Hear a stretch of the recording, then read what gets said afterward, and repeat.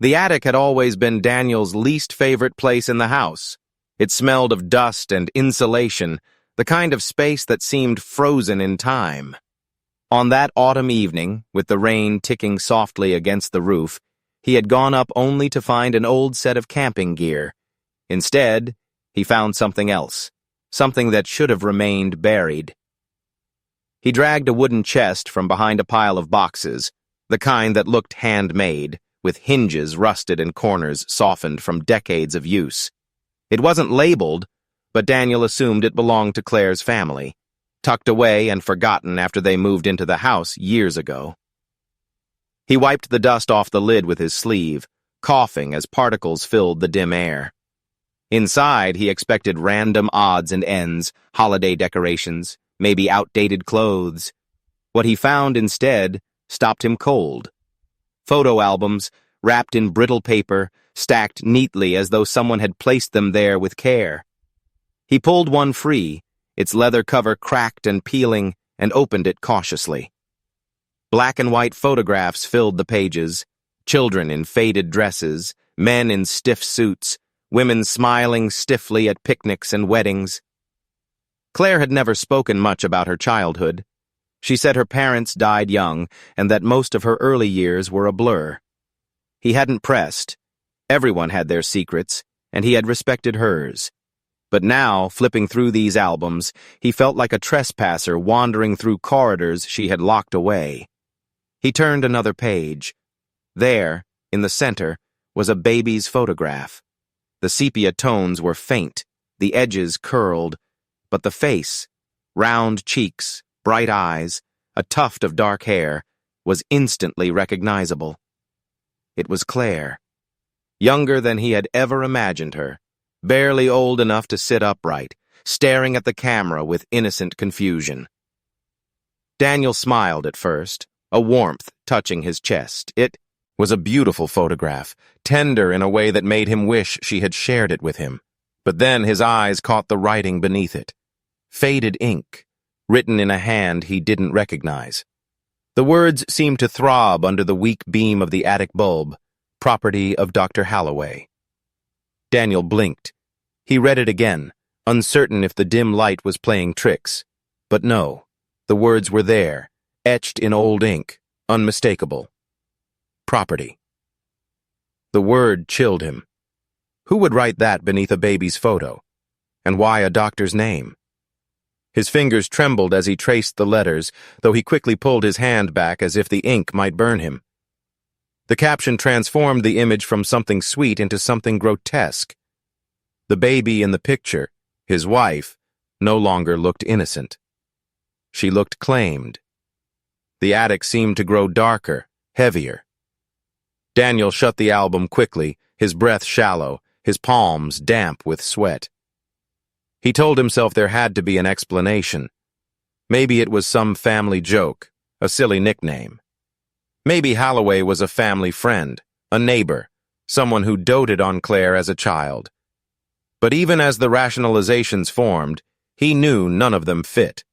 No parent would write property beneath their child's picture. He sat there on the wooden floor, staring at the closed album, the sound of rain growing louder above. For a long time he didn't move. His heart pounded as if he had stumbled onto a secret he wasn't meant to see. Claire's voice drifted faintly from below. She was in the kitchen, humming while preparing dinner, oblivious to what her husband had just uncovered. Daniel hesitated, torn between carrying the album downstairs to ask her about it or slipping it back into the box and pretending he never found it. But curiosity, sharp and insistent, held him hostage. At last, he tucked the photograph back where he had found it, but not before memorizing every letter of that caption. Then he closed the lid of the chest, dragging it back into its dusty corner as though sealing a crime scene. Yet the words echoed in his skull as he climbed down the attic ladder.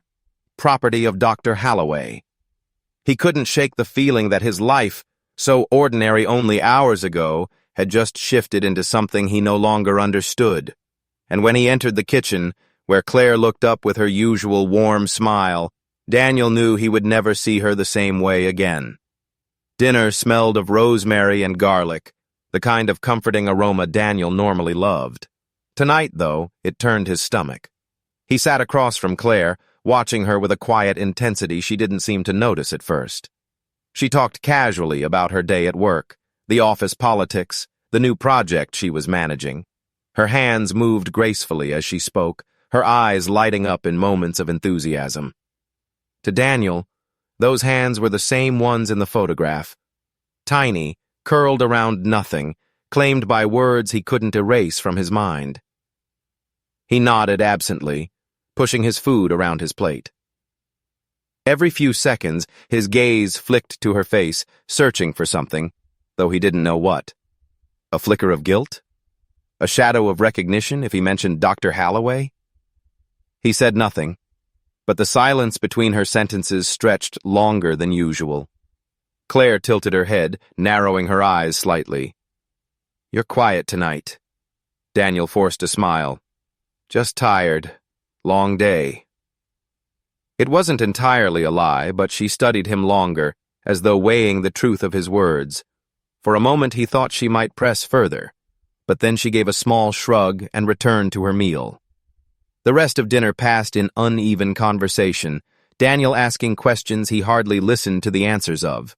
He was too busy cataloging every detail, the way she laughed, the way she avoided his eyes when he let silence linger, the way her smile faltered when she thought he wasn't looking. Later, when the dishes were washed and the lights dimmed, Claire curled beside him on the couch with a blanket draped over her legs. A movie played in the background, but Daniel couldn't tell what it was. His mind was fixed on that single photograph in the attic. Claire leaned her head against his shoulder. "You're distant tonight. Something wrong?" His throat tightened. This was the moment he could ask. He could tell her he found the box, the picture, the chilling caption. But instead, he kissed the top of her head and whispered, "No, I'm fine." She didn't believe him. He could feel it in the way her body tensed slightly against his. Yet she said nothing more, only turned her attention back to the flickering screen. Hours later, lying in bed, the room wrapped in silence except for the occasional groan of pipes, Daniel lay awake staring at the ceiling. Claire's breathing beside him was steady, deep, as if she had slipped easily into dreams. But his mind was loud. Property of Dr. Halloway. The words looped endlessly. Who was this man? Why had his name been linked to Claire in such a possessive, unnatural way? She had always been vague about her childhood. Complicated, she called it, as if that were enough explanation. He had never pushed. Now he wished he had. He rolled onto his side, studying her face in the dim glow from the street lamp outside their window. She looked peaceful, fragile even. But what if peace was just a mask? What if the woman he married was carrying something so dark she couldn't even speak of it? A shiver crawled down his spine. Claire stirred faintly, mumbling something incoherent, before slipping deeper into sleep. Daniel turned back onto his back, his eyes open, the ceiling blurring into darkness. He knew this much. He couldn't ignore it. The picture wasn't just an odd relic. It was a message, a crack in the story of the woman he thought he knew. And tomorrow, he would start looking. G for answers. Morning came with an edge of unease. Daniel pretended to read the newspaper while Claire brewed coffee, her movements casual, unaware of the storm churning in his head. He asked nothing, said nothing, only kissed her cheek before she left for work. The moment the door clicked shut, he pulled his laptop closer. The name had burned itself into his memory all night. Dr. Halloway. He typed it into the search bar. For a long moment, nothing but mundane results appeared. Medical directories, genealogy sites, a few common surnames. He refined the search, adding 1980s, psychiatry, and finally, scandal. That was when the flood came. Headlines, blurred scans of old newspapers, faded photographs of grim buildings. Words leapt off the screen like jagged glass. Unethical experiments, child patients, trauma, cover-up. Daniel clicked the first article. Dr. Richard Halloway, once a respected psychiatrist, faced allegations in 1987 for conducting unauthorized experiments on minors at the Crestwood Psychiatric Facility. Reports claimed children under his care were subjected to forced medication, sleep deprivation, and psychological conditioning. Though evidence was largely destroyed in a mysterious fire, rumors of Halloway's methods persisted long after the facility shut down. Daniel's breath caught. A grainy black-and-white photo showed a man in a white coat, thin face, cold eyes, hair slicked back neatly. The caption below him read, "Dr. Halloway, during a 1985 conference." Daniel scrolled through survivor accounts, though most were fragmented and second-hand. One quote stood out.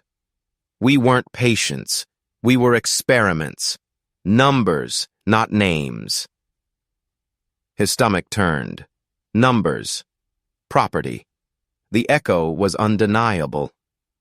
He rubbed his temple, but the curiosity had shifted into dread. Could Claire's childhood, the gaps she never explained, be tied to this? He searched harder, following link after link into obscure forums, archived journals, forgotten blogs. The deeper he went, the darker it became. Crestwood Psychiatric Facility, located in rural Pennsylvania, had been notorious for secrecy. Parents signed unusual waivers. Many of them later claimed they had been manipulated or coerced into believing the treatments were cutting-edge science. When the scandal broke, Halloway vanished. Some said he died in the fire. Others whispered he reinvented himself elsewhere under a false name. Daniel leaned back, his palms clammy. He tried to imagine Claire as a child in that place, drugged, experimented on, robbed of a normal family. It didn't align with the warm, intelligent, compassionate woman he knew.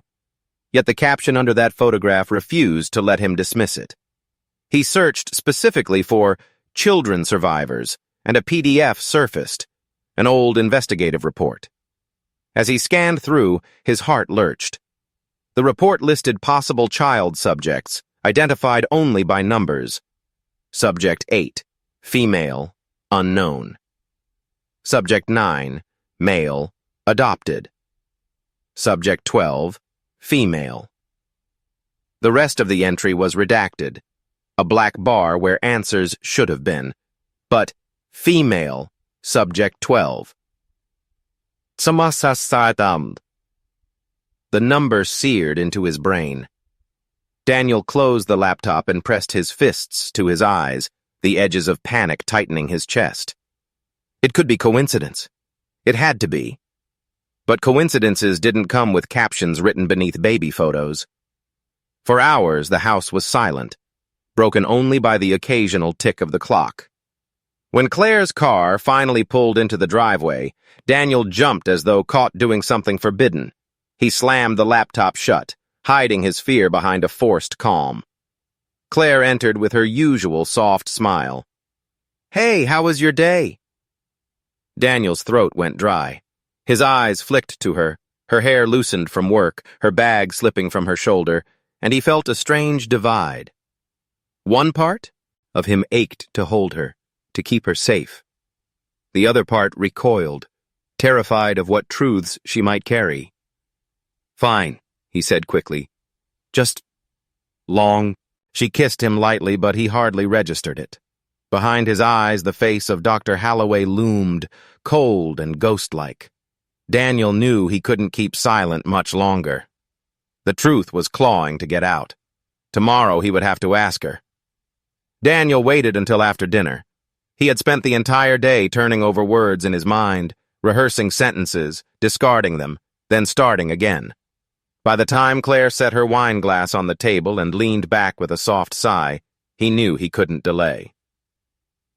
"Claire," he began carefully, his voice low, "I found something yesterday. In the attic." She looked up, half interested, half tired.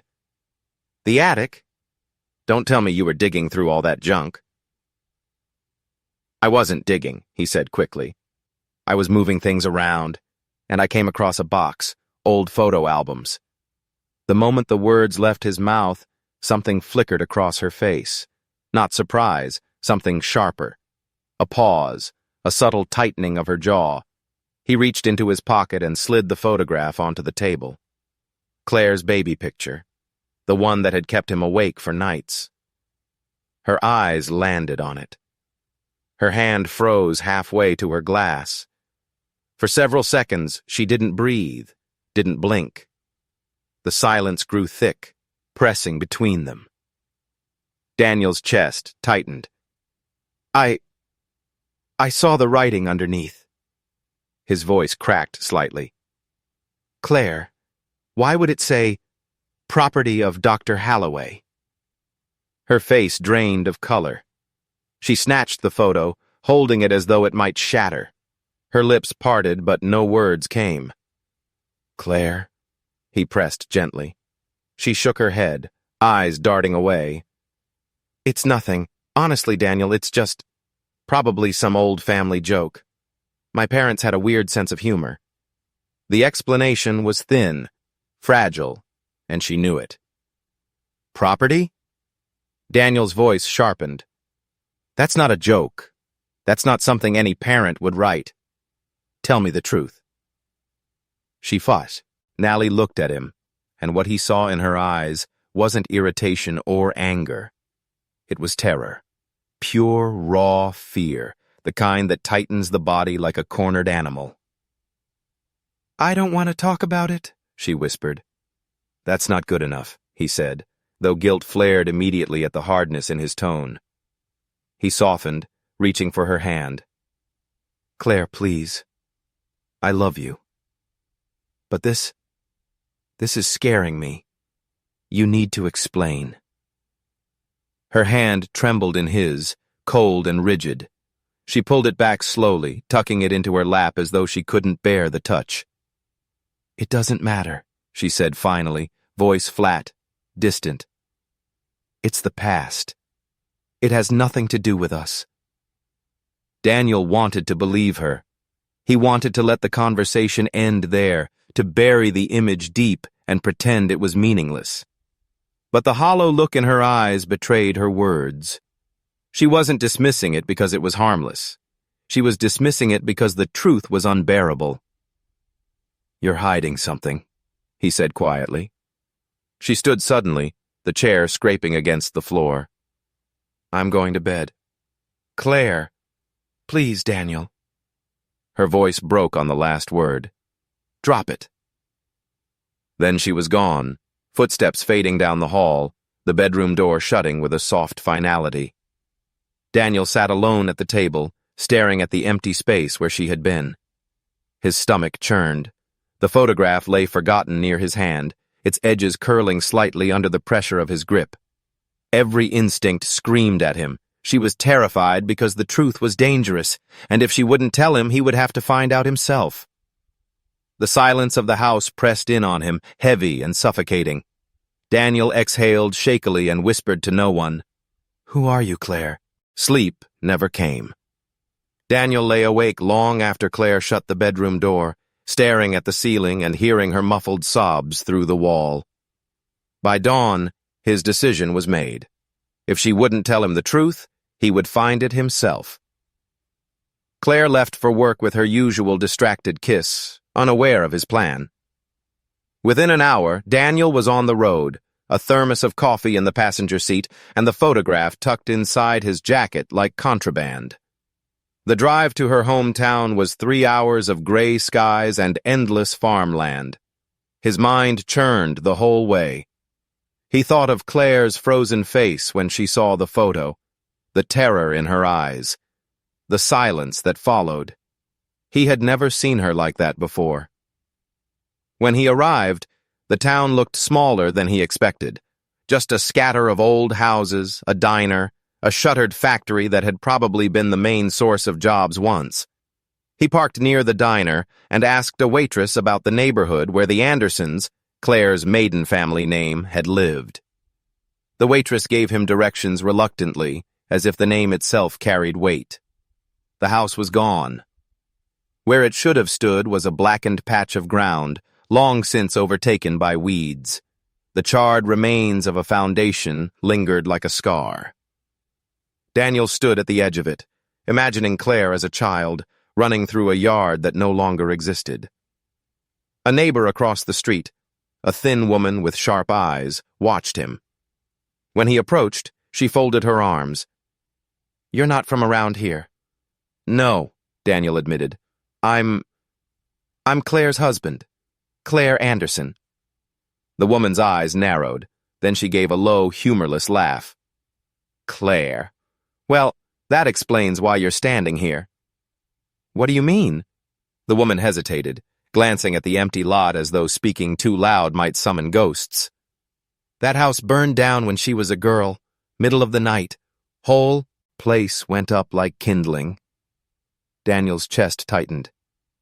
"Her parents?" "Never found," the woman said bluntly. "Some said they ran, some said they died in the fire. Truth is, no one knows.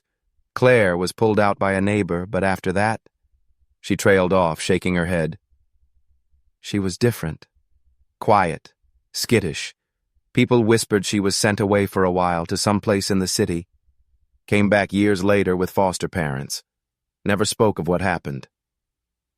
The words sank into Daniel like stones. A house fire. Parents gone. Sent away. The timeline lined up too neatly with what he had read about Crestwood and the experiments. "Do you remember the name Halloway?" he asked cautiously. The woman stiffened. "You don't want to be asking about him." Daniel's heart pounded. "Please, I need to know." She glanced around, lowering her voice. There were rumors that her parents weren't really her parents at all, that they were tied up with some doctor who visited from out of town. People said he was doing things to children, paying families under the table, but nobody wanted to believe it. Easier to call it gossip. Her words chilled him. Property, experiments, a burned house, a vanished family. It was as though Claire's entire past had been erased, rewritten, buried. The woman shifted uneasily. "If you're smart, you'll leave it alone. Some truths rot you from the inside out." Daniel thanked her and walked back to his car, legs heavy. The sky had darkened, the first drops of rain spattering the windshield as he climbed in. He sat there gripping the steering wheel, staring at the ruined lot. Claire's silence wasn't just shame. It was survival. He started the engine, his decision already forming. If the whispers were true, there had to be records somewhere. Evidence. He would dig deeper, even if it meant stepping into the shadows Claire had fled from all her life, the round. Out ahead curved toward the outskirts of town, where an abandoned building loomed in the distance, its windows shattered like broken eyes. Crestwood Psychiatric Facility, and Daniel knew that was where he had to go next.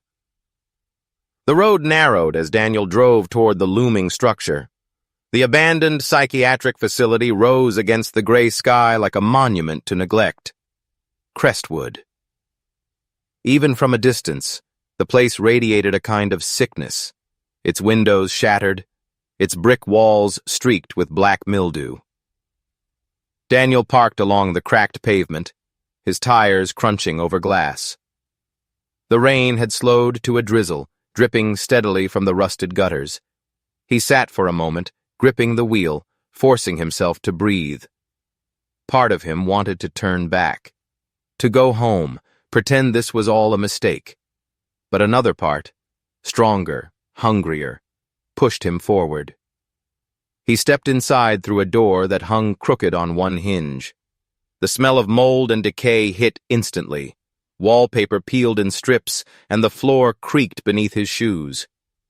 His phone's flashlight cast a narrow beam through the gloom, illuminating faded murals of smiling children painted on the walls, their faces cracked and warped with age. The deeper he walked, the heavier the silence became. Every sound, dripping water, the flutter of disturbed pigeons, echoed like footsteps following him.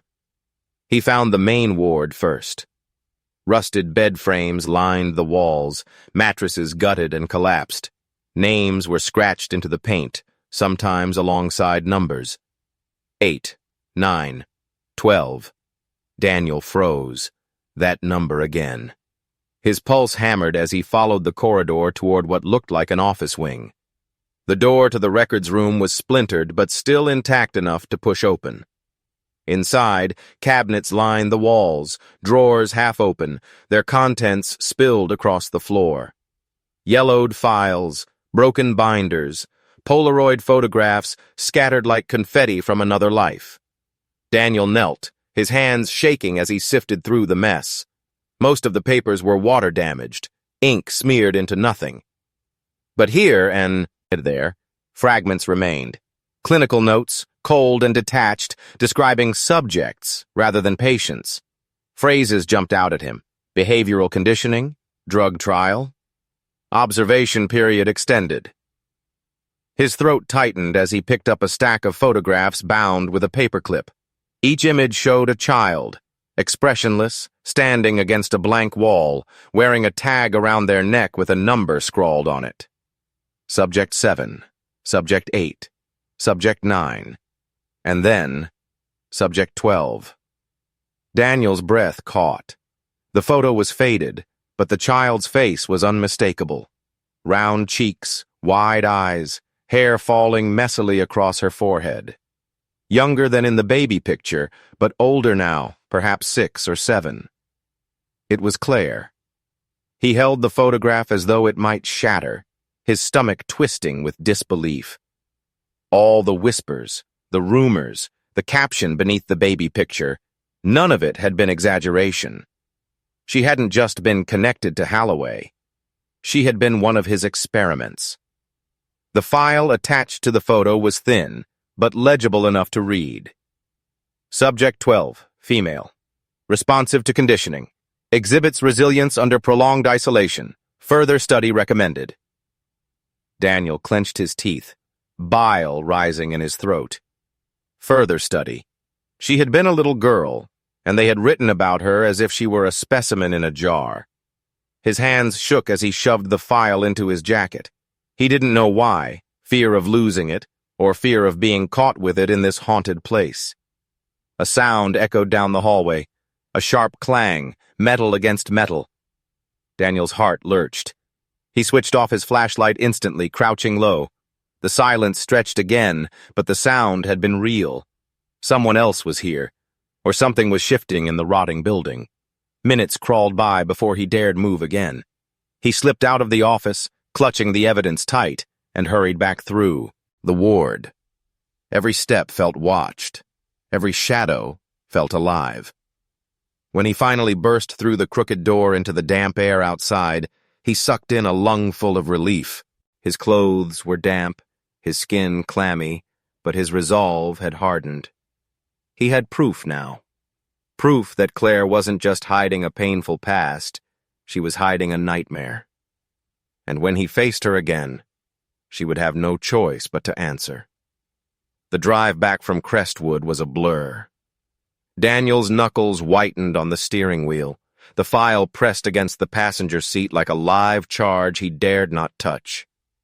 Every so often his eyes flicked toward it, half expecting the folder to vanish, as though it were a trick of his exhausted mind. But it remained. Yellowed pages, faded ink, a photograph that refused to be forgotten. When he reached home, Claire was in the kitchen. The smell of dinner lingered, though the plates were untouched. Her expression strained as though she had been waiting for him. "You're late," she said softly, drying her hands on a towel. Daniel swallowed. He should have eased into it, but the words came out raw, sharp, trembling with everything he had carried from that rotting facility. "Claire, who is Subject 12? She froze. The towel slipped from her hands and landed on the floor with a dull thud. Her face drained of color in a way he had seen only once before, when he had shown her the baby picture. But now, it was worse. "I don't know what you're talking about," she whispered. Daniel stepped forward, pulled the photograph from the folder, and laid it on the counter between them. The image of a little girl with wide, solemn eyes stared up at them. The number 12 hung around her neck like a brand. Claire's breath hitched. She gripped the counter to steady herself, her knuckles white. "Where did you get this?" "From Crestwood," Daniel said. "From the abandoned ward. Your picture was there, Claire. Your name wasn't written, but your face. Your face was right there, catalogued like an animal. Tell me the truth. What happened to you?" Her eyes glistened. But instead of answering, she lashed out. "You went there? You broke into that place? Daniel, do you realize what you've done?" "What I've done?" His voice rose, cracking with anguish. "I'm not the one hiding half a life from the person I married. You've lied to me, lied about everything. Who was Dr. Halloway? Why were you there?" Tears spilled down her cheeks. "Stop. Please stop." But Daniel pressed on. "You can't keep pushing this away. I saw the records. You were one of them, weren't you? One of his experiments." Her palm struck the counter with a force that startled him. "You don't understand!" she shouted. Her voice wavered between fury and desperation. "You don't know what it was like, what he did to us, and now you, digging, prying, like I'm some kind of case file, too." Daniel's anger faltered at the raw pain in her tone, but the gulf between them only widened. "Claire," he said, his voice breaking, "I love you, but how can I protect you? How can I even trust you if you won't let me in?" She shook her head violently, tears dripping onto the counter. "You were never supposed to know. I buried it all, every piece of it, and now you've dragged it back like opening a grave. Don't you see? You've betrayed me." The word cut him deeper than he expected. Betrayal. He thought of his long nights alone, staring at the photo, his desperate need for answers. He hadn't wanted to hurt her. He only wanted the truth. But standing there, watching her crumble, he wondered if the truth itself was poison. The silence stretched, thick with smoke from the fire neither of them could put out. Finally, Claire wiped her face with trembling hands, her gaze distant, hollow. "If you really want answers," she whispered, "then you'll have to hear everything. But once I tell you, there's no going back." Daniel's heart thudded. He didn't know if he was ready, but he knew there was need. Turning away now. The house was quieter than ever that night. Claire had retreated into herself after her outburst, shutting the bedroom door with a finality that Daniel dared not challenge. He sat alone in the living room, the file spread before him, each page a blade carving deeper into the fragile shell of his marriage. Her words echoed in his skull. "Once I tell you, there's no going back." But she hadn't told him. Not yet. And Daniel couldn't bear the silence. He needed answers. Answers that Claire seemed too terrified to give. So the next morning, when she left the house early for work without a word, Daniel found himself drawn back into the trail of the past. He opened his laptop and typed the name that had haunted him for days. Dr. Leonard Halloway. The screen filled with fragments, yellowed newspaper scans, grainy photographs, half-buried court records. Halloway had once been a celebrated psychiatrist in the 1980s, praised for his radical approaches to child trauma therapy. But acclaim had soured into scandal. Reports accused him of unethical experiments, isolating children, subjecting them to psychological conditioning under the guise of treatment. And then, he vanished. No trial, no conviction, just disappearance. It was as though the earth had swallowed him whole. Daniel leaned closer, eyes burning from hours of scrolling. Some claimed Halloway fled the country. Others whispered that he'd assumed a new name, practicing medicine in secret. A single blog post, buried in conspiracy forums, chilled him the most. The doctor never left. He learned how to disappear in plain sight. His stomach churned. If Claire had been part of his so-called experiments, then the man who had done this to her might still be alive. But Daniel needed more than rumors. He needed someone who had been there. His search led him to a name, Margaret Ellis, a retired nurse who had once worked at Crestwood, the only staff member who had ever spoken, carefully, reluctantly, about Halloway in public records.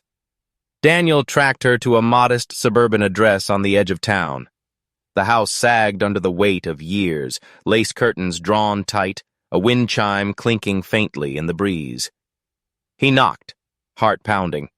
The door opened just enough to reveal an elderly woman's wary eyes. "Mrs. Ellis?" Daniel asked softly. I need to talk to you about Crestwood, about Dr. Halloway." The color drained from her face. She tried to shut the door, but Daniel gently pressed his palm against it. "Please," he pleaded. "It's about my wife. She was there. I just need to understand." Her lips trembled. After a long pause, she stepped aside, allowing him in. The living room smelled faintly of mothballs and dust. She gestured for him to sit, her hands shaking as she lowered herself into a chair. For a moment, silence stretched between them. Then she whispered, "You shouldn't have come here. People who dig into Halloway's past, they don't always walk away." Daniel swallowed hard. "Please. My wife's picture was in those files. She was called Subject 12. I need to know what that means." The old woman closed her eyes. A tear slipped down her wrinkled cheek. "Subject 12. She nodded faintly, as though confirming something she had long tried to forget. "Yes, I remember her. A little girl. Quiet, but strong. He liked her." Daniel's chest tightened. "Liked her? What do you mean?" Margaret's hands clenched together. Halloway had favorites, children he believed were special. He said they could endure more, teach him more. He kept them close, made them dependent on him. And Subject 12, her voice broke. She was one of them. Daniel felt the air leave his lungs. He pictured Claire's terror, the way her eyes had gone hollow when he pressed her for answers. This was what she had been hiding. "Where is he now?" Daniel asked, his voice raw. Margaret looked at him with haunted eyes. "That's the thing. Nobody ever proved he was gone. Some of us, we still feel him out there, watching, waiting, as if he's only changed his face." Daniel's blood ran cold. Margaret leaned closer, her voice a rasp. "If your wife is who you say she is, then she's not safe, and neither are you." The words struck like a knife. Daniel realized then that the shadows of Halloway's legacy were not buried. They were alive, breathing, reaching into his own home. As he drove away from Margaret's house, her final warning echoed in his mind, louder with every mile. He never stopped. He never left. He just learned to hide. Daniel gripped the wheel tighter. If Halloway was still alive, he knew what he had to do next. The house was dark when Daniel returned from Margaret Ellis's home. Only the faint glow of a lamp spilled from the living room. Claire was there, curled on the sofa, arms wrapped tightly around herself as if bracing against a storm no one else could feel. For a long moment, Daniel stood in the doorway, the retired nurse's words heavy in his chest. She was one of his favorites. Claire lifted her gaze, red-rimmed eyes meeting his. Her lips trembled. "You went looking, didn't you?" Daniel swallowed. "I had to. Claire, I spoke to someone. A nurse who worked there. She remembered you." Her breath caught. She looked away, shoulders shuddering. "I told you. Once you started digging, there was no going back." He moved closer, kneeling in front of her. "Then don't leave me in the dark anymore, please.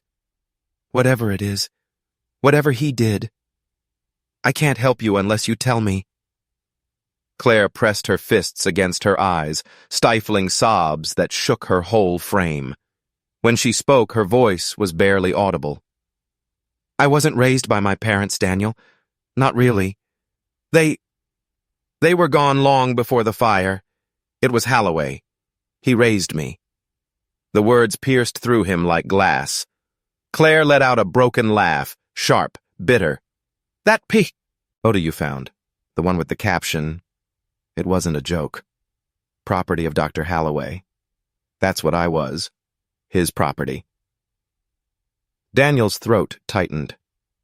"Claire." Her words spilled faster now, a flood breaking through years of damned silence. "He said he saved us, that our families didn't want us. He told us we belonged to him, that he could make us better, stronger. But it wasn't care. It was control. The drugs, the drills, the screams in the night. I don't even know what was real anymore. Sometimes I remember straps on a bed, sometimes a mask over my face, and sometimes nothing at all, just darkness." Daniel's hands trembled as he reached for hers. She didn't pull away this time. She stared into the distance, voice trembling. "He'd call me Subject 12. Never Claire. Sometimes he'd say I was his favorite. Do you know what that meant? It meant he pushed harder. More experiments. More games. He broke us down until we didn't know who we were. Some of the kids, they never came back. And when I close my eyes, I still hear them." Tears streamed down her cheeks, unchecked now. "I tried to bury it. I told myself it wasn't me. It was some other girl.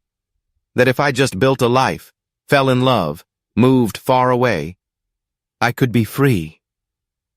But you found the box. You found the truth. And now it's all back again."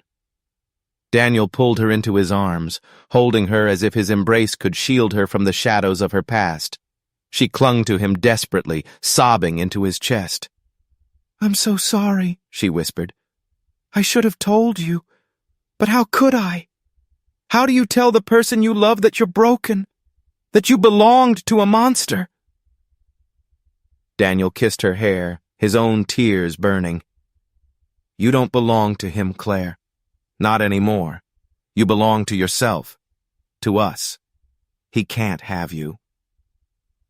But even as he said it, a chill ran down his spine, because Margaret's warning still echoed. He never left. He just learned to hide. Claire pulled back, her eyes dark with fear. "You don't understand, Daniel. If Halloway is still alive, he'll never let me go. Not truly. Not ever." The room fell silent, her words hanging like smoke. Daniel realized then that the secret she had carried wasn't just about the past. It was about a present danger neither of them could escape. And for the first time, he wondered if the man who haunted her childhood might already know where they were. The night stretched on like a wound that would not close. Daniel sat alone at the kitchen table, the silence pressing in on him. Before him lay the photo, Claire's baby picture, the ink beneath it faded but still legible, still mocking. Property of Dr. Halloway. He poured whiskey into a glass, then another. The amber liquid burned his throat, but the fire in his chest only grew colder. Claire had gone upstairs hours earlier, exhausted by her confession, her sobs trailing off into restless silence. Daniel hadn't followed. He couldn't. Every time he closed his eyes, he saw the girl in the photo. Not just a stranger's child, not just a subject in a file, but Claire, his wife, his love.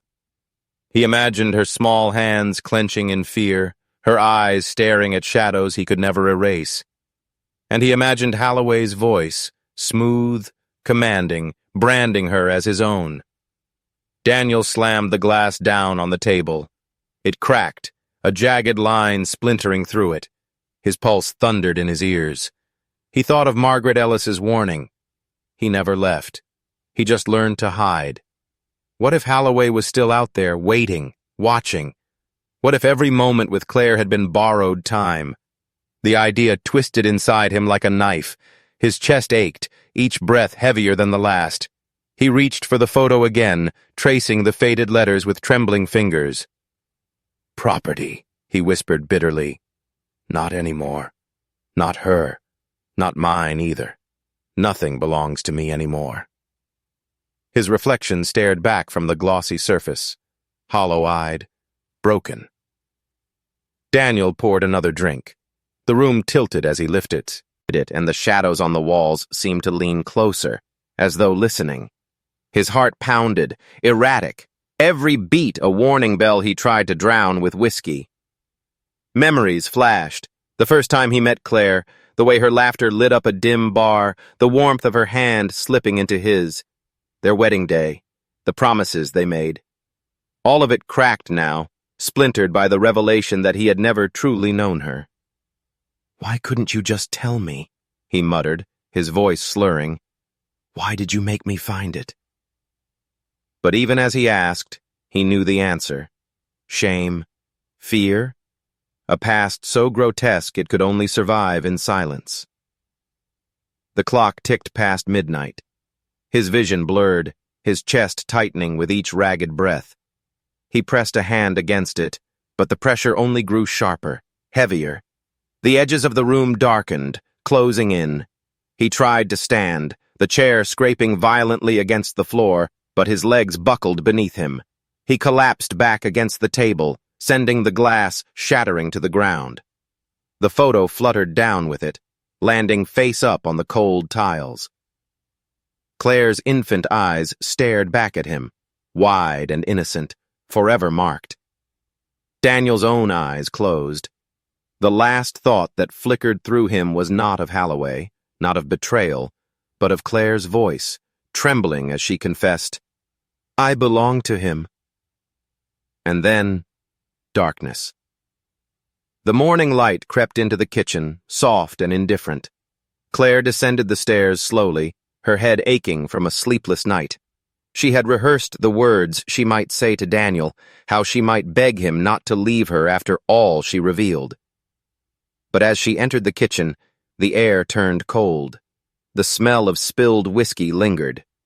Her eyes fell on the slumped figure at the table, motionless. "Daniel?" she whispered, rushing forward. She shook him gently, then harder. No response. His skin was cool beneath her fingertips. Her breath hitched. She pressed her ear against his chest, desperate for a beat, a rhythm, a miracle. But there was only silence. "No, no," she sobbed, clutching him. Her gaze fell to the floor, where the baby photo lay beside shards of broken glass. Property of Dr. Halloway. Her scream tore through the house, raw and guttural. It was not just grief for her husband. It was the echo of a life that had stolen everything from her, again and again. And somewhere, in the silence that followed, it felt as if Halloway's shadow was laughing. The house was silent, but not peaceful. It was the silence of absence, of something ripped away. Daniel's chair remained pulled back from the kitchen table, the broken glass swept aside, but the stain of spilled whiskey still darkening the floorboards. Claire sat alone in the living room, the baby photo clutched between trembling hands. The inked words at the bottom, "Property of Dr. Halloway," seemed darker now, as though time itself had sharpened their cruelty. Daniel was gone. She could still hear her own screams from that morning, echoing in her skull, looping endlessly. His body had been carried away. The house left colder, emptier. Neighbors came by, offering condolences with pitying eyes, but their words slipped through her like smoke. They didn't know the truth. They didn't know what had broken him. and the question that clawed at her was unbearable. Was it me? If she had never confessed, if he had never seen the photo, would Daniel still be alive? Or was it inevitable that the weight of her past, of Halloway's shadow, would poison anything she touched? Claire pressed the photo to her chest, rocking slightly, whispering to herself, "It wasn't your fault. It wasn't your fault." But the words rang hollow. The image of Halloway returned to her in fragments, his sharp smile, his cold eyes, the sterile smell of his coat. He had told her once, in the dead of night, "You are mine, Claire. Even when you think you're free, you're still mine." The words seeped back into her bones now, decades later, as if spared from the shadows of her own home. She rose abruptly, pacing the room. Daniel's absence left a gaping wound, but it was the lingering presence of Halloway that suffocated her. Was he truly gone, or had he simply changed names, faces, slipping into another life while she carried his scars? She remembered Margaret Ellis's trembling voice. "He never left. He just learned to hide." Claire glanced toward the window. The street outside was still, only the hum of a passing car in the distance. But a sensation prickled at the back of her neck, the undeniable feeling of being watched. Her breathing quickened. She checked the locks on the doors, closed the curtains tight, and still the sensation remained. Sinking onto the sofa again, she forced herself to look at the photograph once more. Daniel had stared at it until it destroyed him. And now here she was, doing the same. Was the photo cursed? Or was it simply the truth, captured in ink and paper, inescapable no matter how far she ran? Claire closed her eyes, memories flooding back, children's cries echoing in empty halls, the sharp scent of chemicals, the scrape of metal against tile. She remembered how some children vanished overnight, their names never spoken again. She remembered how she survived by obeying, by becoming Halloway's favorite. But what did survival mean if every piece of her was shaped by him? Her tears fell onto the photo, blurring the edges of her own infant face. For a brief moment, she felt Daniel's arms around her again, his voice whispering promises that he would never let Halloway touch her. But Daniel was gone, and promises meant nothing to the dead. Claire whispered into the empty room, "You didn't take him from me. You don't get to have him too." But the silence that followed felt mocking, as if somewhere, somehow, Halloway was listening. She set the photo on the coffee table, unable to look at it any longer. Her reflection stared back at her from the glass frame, older, broken, yet still alive, and in that reflection, for a heartbeat, she thought she saw another figure behind her, tall and indistinct. Claire spun around. Nothing, only shadows. Her breath came fast, her heart hammering. She pressed her hands to her face, whispering again, "It's over. He's gone. It's over." But even as she said it, doubt gnawed at her, because the truth she had learned, the truth that had killed Daniel, was that monsters don't always die. Sometimes they hide in photographs. Sometimes they live in memory. And sometimes the worst of them never leave at all.